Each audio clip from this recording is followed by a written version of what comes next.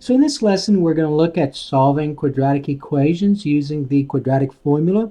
So recall in a previous lesson that a quadratic equation has this form. So it has this form, quadratic equation, and it has the form ax squared plus bx plus c equals 0. So this is a quadratic equation. Now, one of the things that makes it quadratic is the fact that the larger exponent that you see here in all these three terms, the largest exponent is 2. All right, now, this is in standard form, so that's going to be important. So whenever you are solving a quadratic equation using the quadratic formula, it must be in standard form.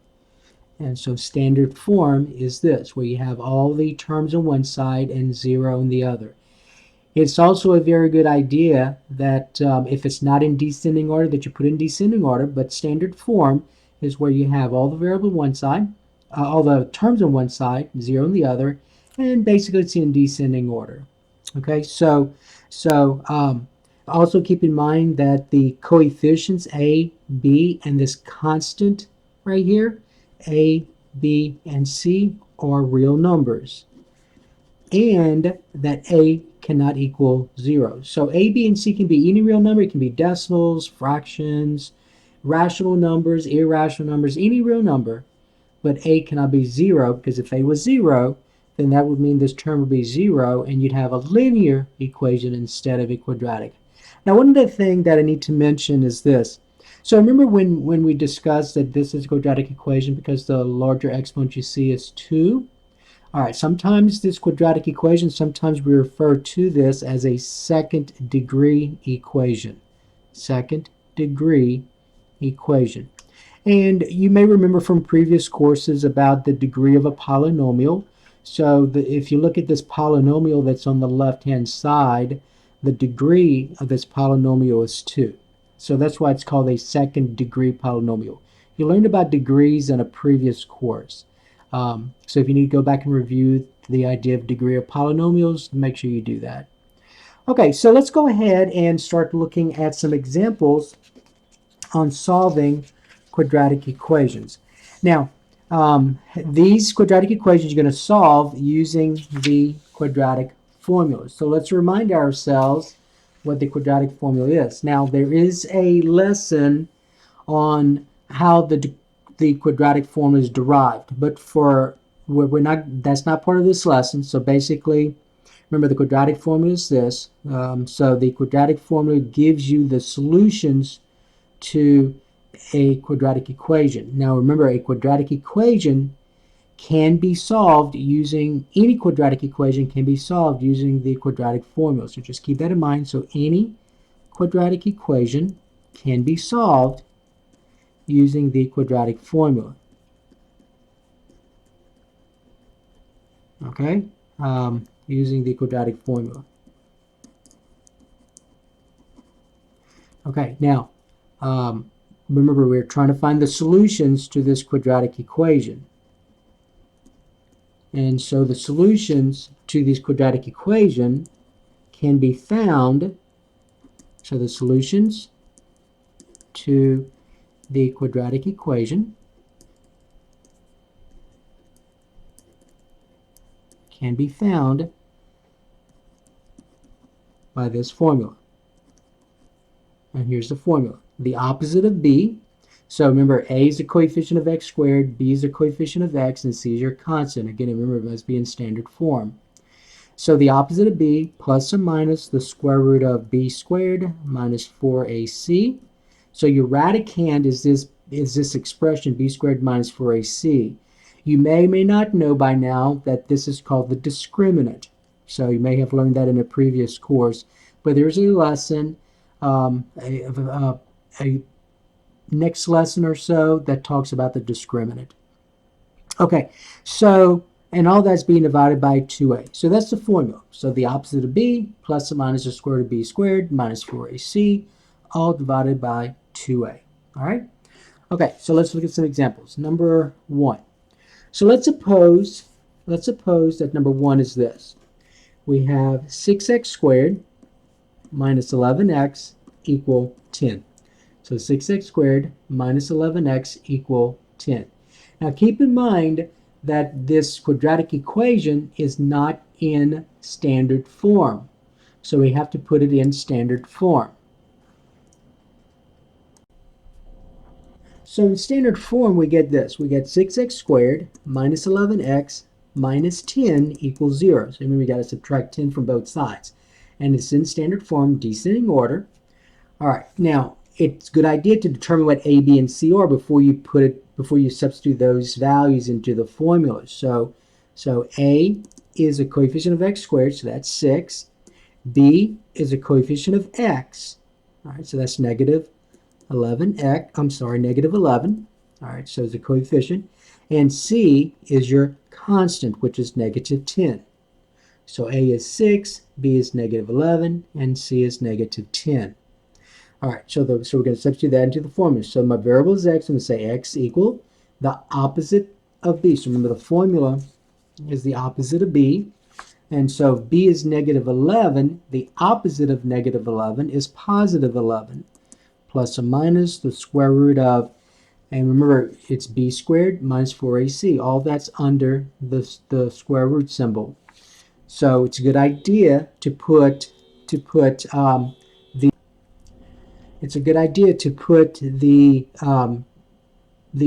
numbers in parentheses. So you'll notice I'm going to put negative 11 squared in parentheses, negative 11 in parentheses squared. If you didn't put in parentheses and you put this in your calculator is going to give you a negative term here. But remember, a positive number or a negative number raised to an even power is always positive. And so we get negative 11 squared minus 4 times a is 6, times c, which is negative 10. Notice I extended the radical symbol, so make sure you do that. So all of this underneath the square root symbol.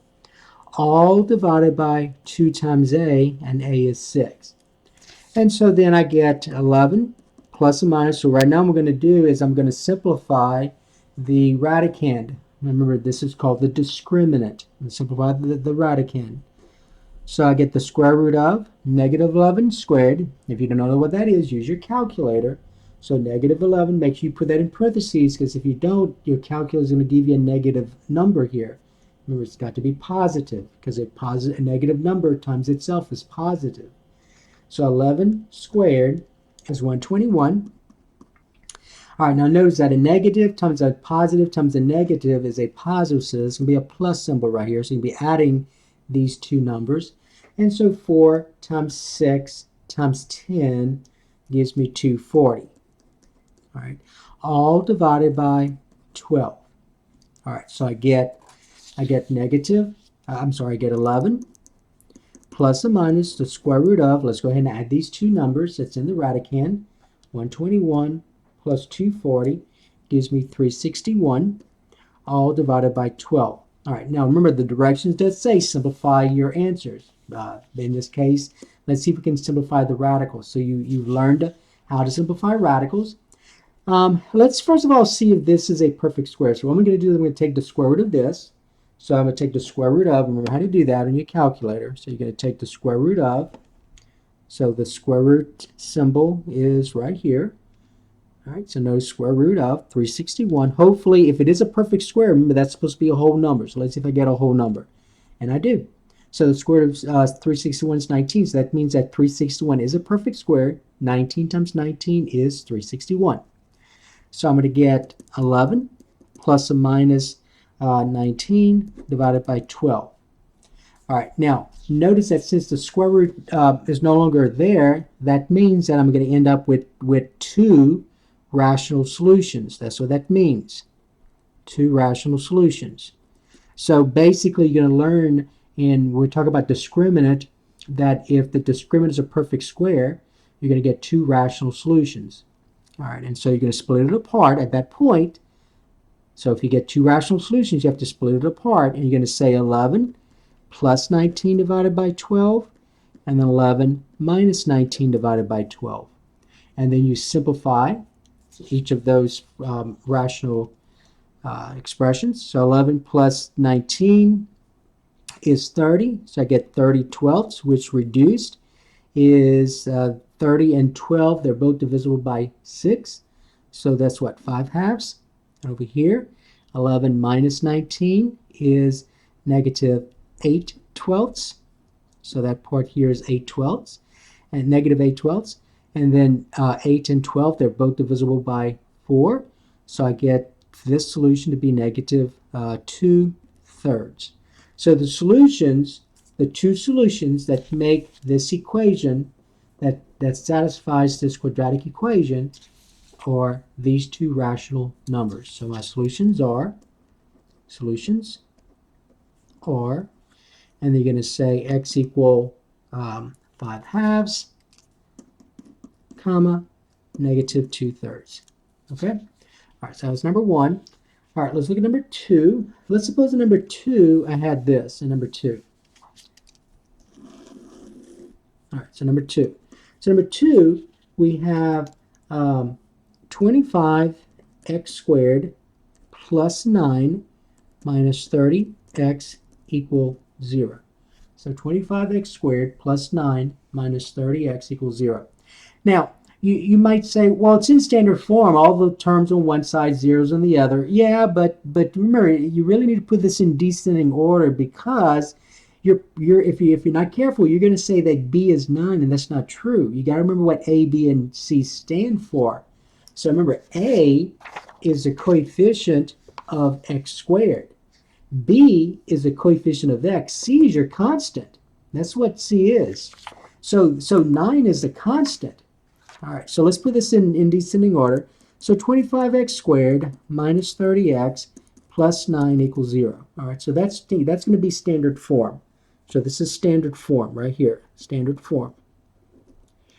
And so what you want to do now is determine a, b, and c. So a is a coefficient of x squared, so that's 25.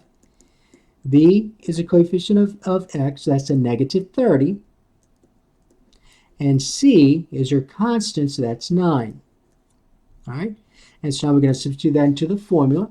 So x equal, your variable is x, you can say x equal the opposite of b. So b is negative 30, the opposite of that's a positive 30, plus or minus the square root of, and then I'm going to get b squared minus 4ac, remember the discriminant, the radicand. And so I get negative 30 squared minus 4 times a, which is 25, times c, which is 9. All divided by 2 times a, and a is 25. So let's go ahead and simplify the radicand. So I get 30 plus or minus the square root of a negative 30 times itself. So if you use your calculator, you should get 900. All right, a negative times a positive times a positive, so I'm going to be subtracting. And 4 times 25 is 100, and then 100 times 9 is 900. Notice what happens. So, well, the denominator is 50, right? 2 times 25 is 50. But notice what happens. The radicand, that's 0. So I get 30 plus or minus the square root of 0 divided by 50. And the square root of 0 is just 0. So, but I want you to notice this as well, that 30 plus 0 and 30 minus 0 is the same numerator. So this plus or minus 0, it's like it doesn't even exist. So you just get 30 over 50. So this is 30 over 50, which reduced is 3/5. They're both divisible by 10. So notice that when the discriminant is 0, see the discriminant is 0? When the discriminant is 0, notice I ended up with one rational solution. So you could get one, so I end up with one rational solution. All right, the discriminant is 0. Now we're going to talk about discriminant later on if you don't remember what it was from previous courses, but we're going to look at that in another section. All right, now the solution, because all I want to do in this lesson is just use the quadratic formula. But in the process, I am going to talk a little bit about the discriminant to give you an idea for a later lesson. So the solution, there's only one, x equal 3/5. Just make sure it's reduced. All right, so that's number 2. All right, number 3, let's suppose this we have for number 3. So number 3, we have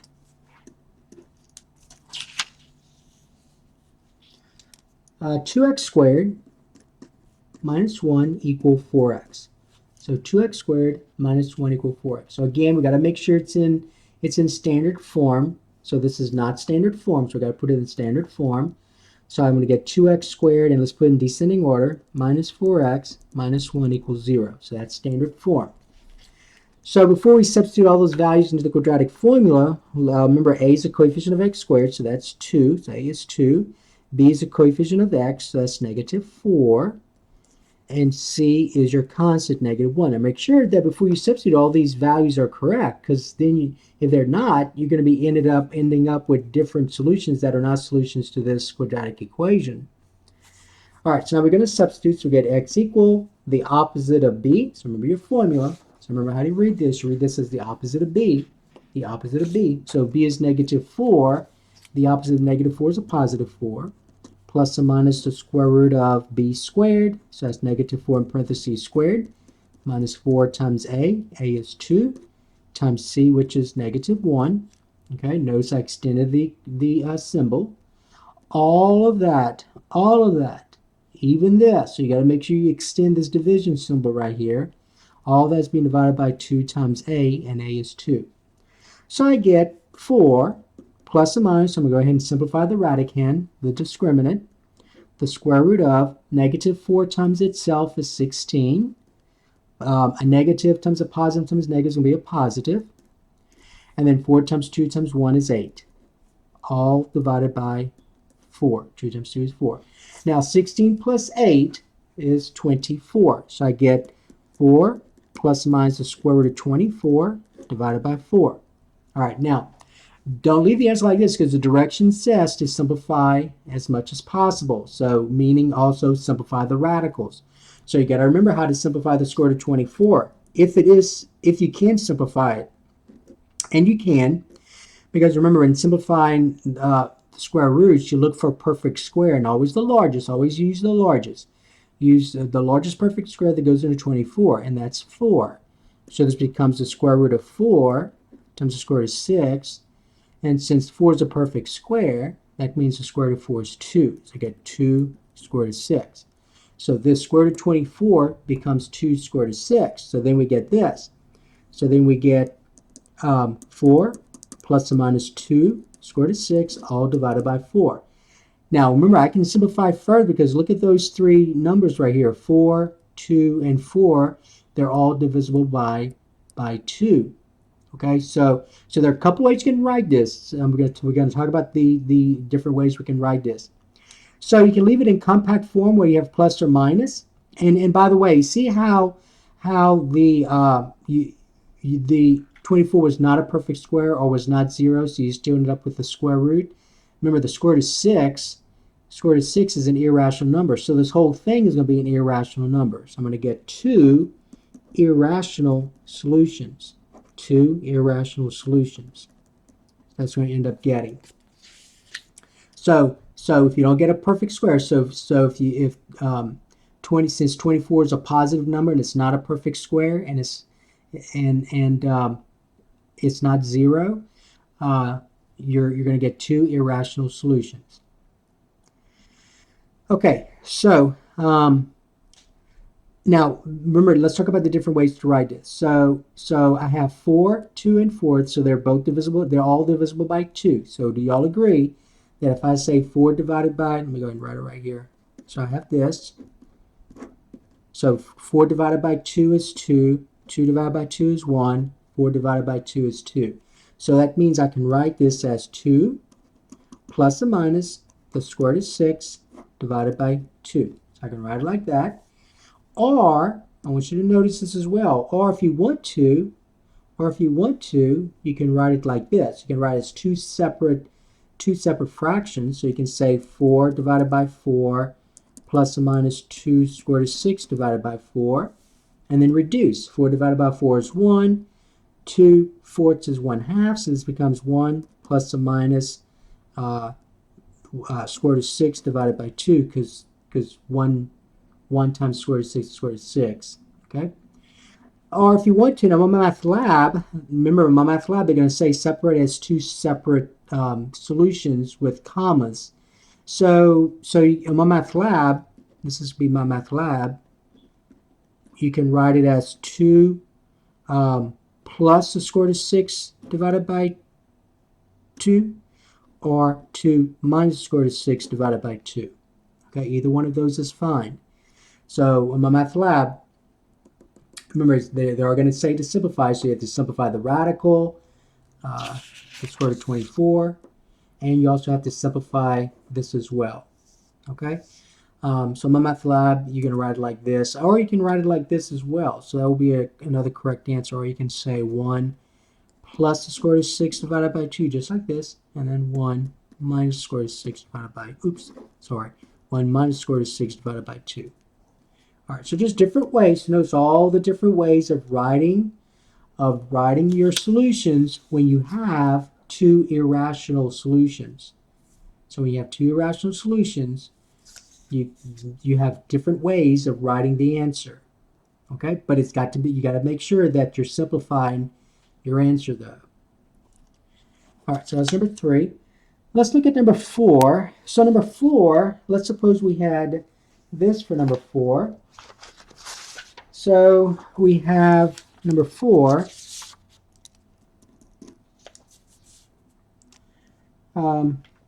3x squared plus 5x plus 3 equals 0. So this is in standard form, so that's not going to be a big deal for us. Let's go ahead and determine a, b, and c. So a, remember, is a coefficient of x squared, so that's 3. b is a coefficient of x, so that's a positive 5. And c is your constant, so that's a positive 3. And then we're going to substitute into the formula. So we're going to get x equal the opposite of b. So the opposite of 5 is negative 5. Plus or minus the square root of b squared. So that's 5 squared. Minus 4 times a. A is 3. Times c, which is 3 as well. All of that is being divided by 2 times a, which is 3.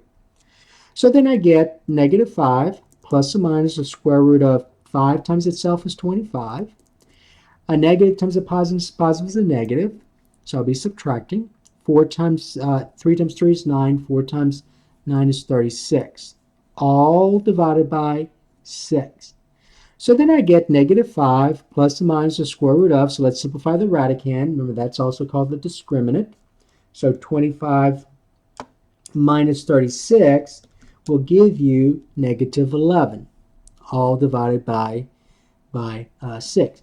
Now remember, in previous lessons you learned that the square root of a negative number is not a real number, so this is not going to be a real solution. So you keep in mind that your solutions are not real, but you did learn about imaginary numbers. So I need you to simplify this. So you need to remember that the square root, recall, the square root of negative 11 means the square root of a negative 1 times the square root of 11. And the square root of a negative 1 by definition is I. So I get I square root of 11, and I cannot simplify the square root of 11.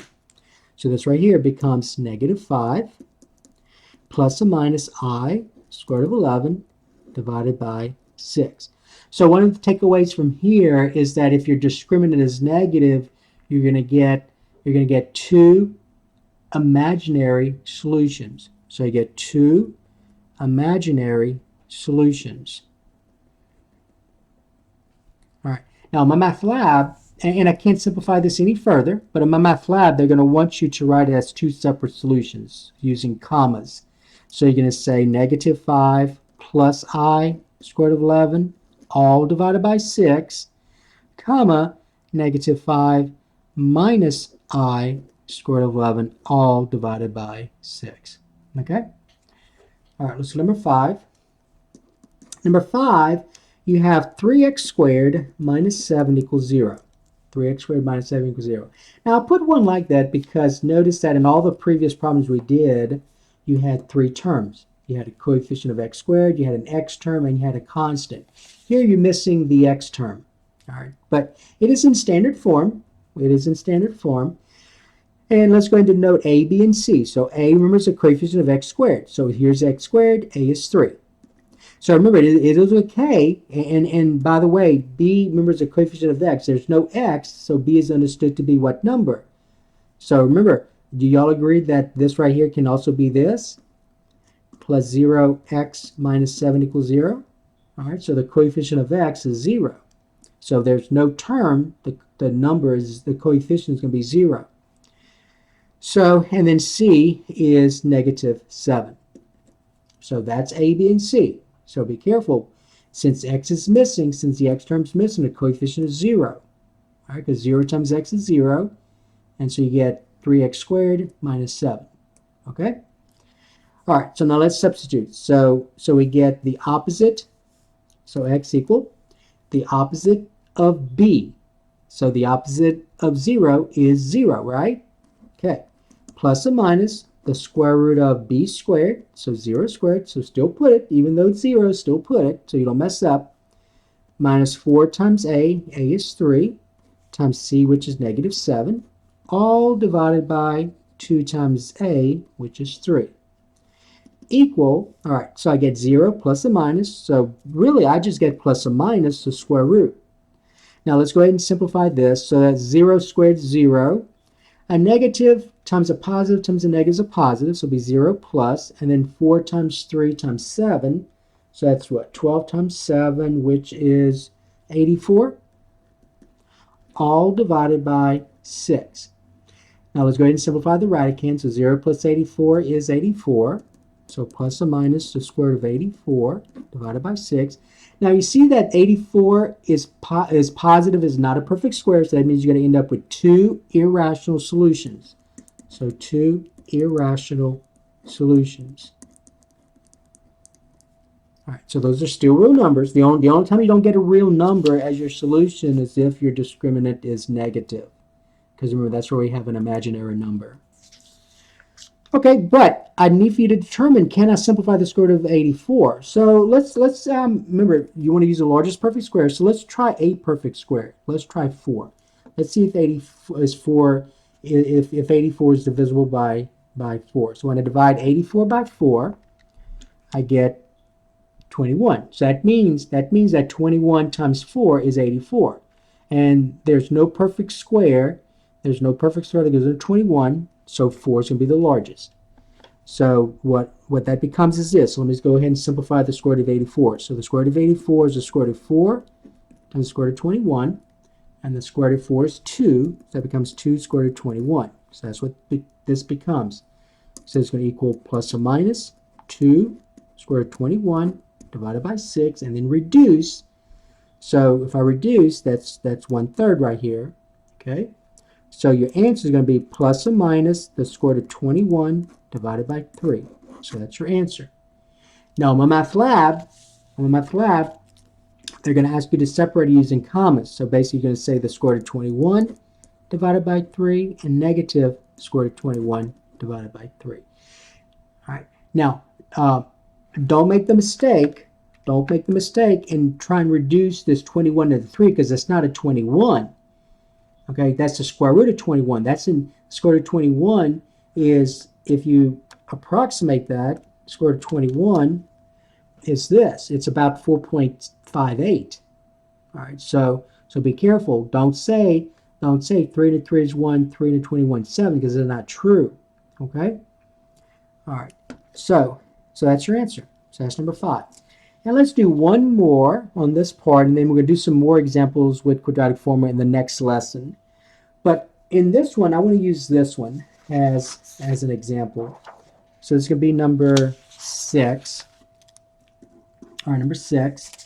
So let's suppose in number 6, I have 5y squared minus 2y equals a negative 2. So 5y squared minus 2y equal a negative 2. All right, now, remember in all the previous problems that we did, the variable is x. So be careful, the variable is y here, so you got to say y equals.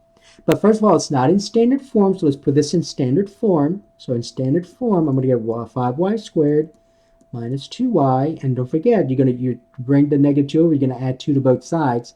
So that's plus 2 equals 0. So a is a coefficient of y squared, so that's 5. B is a coefficient of y, so that's negative 2, and c is your constant, so that's 2. And so we're going to substitute into the quadratic formula. So remember, the quadratic formula is this: the opposite of b plus or minus the square root of the discriminant, b squared minus 4ac, all that divided by 2a. All right, so the opposite of a negative 2 is a positive 2. So I get y equal 2 plus or minus the square root of negative 2 squared, put that in parentheses, otherwise you're going to get a wrong answer, minus 4 times a is 5, notice the parentheses, times c, which is 2.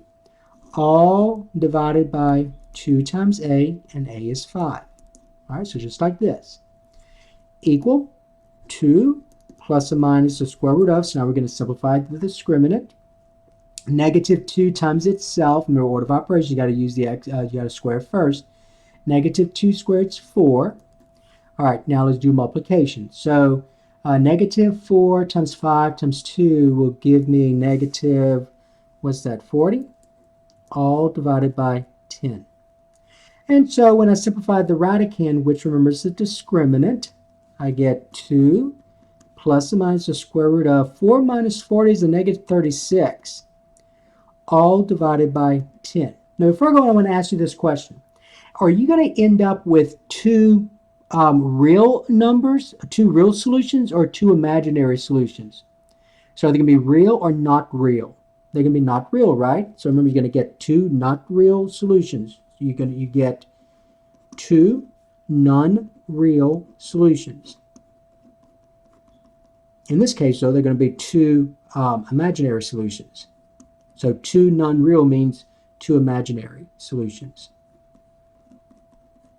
All right, so let's see what they are. So now remember, if you simplify the square root of negative 36, so from previous lessons you've had, do you all agree that the square root of negative 36, now some of you know right away it's 6i, right? But if you need to, go ahead and write it out. So square root of negative 1 divided by the square root of 36. Square root of negative 1 is I. Square root of 36 is 6. So you get 6i. So this becomes 2 plus or minus 6i divided by 10. But then, remember, you can leave it in compact form, meaning plus or minus, as long as you simplify, if you can. Notice that 2, 6, and 10, they're all divisible by 2. So do you all agree that since, let me go and write it right here, that since 2, 6, and 10 are divisible by 2, this term becomes 1 because 2 divided by 2 is 1, 6 divided by 2 is 3, and then 10 divided by 2 is 5. So this right here becomes 1 plus or minus 3i, all divided by 5. Okay?